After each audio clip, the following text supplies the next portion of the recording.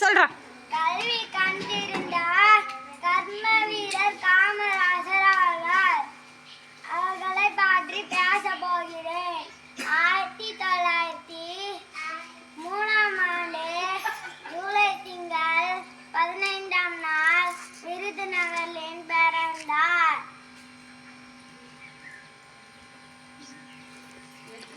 குமாரசாமி நாட்டாருக்கும் சிவகாமி அம்மையாருக்கும் மகனாக பிறந்தார். நாட்டையும் நாட்டு மக்களையும் ஆண்டவர் ராஜா. மக்களுக்காகவே நாட்டை ஆண்ட ராஜாதி ராஜா நம் காமராஜர்.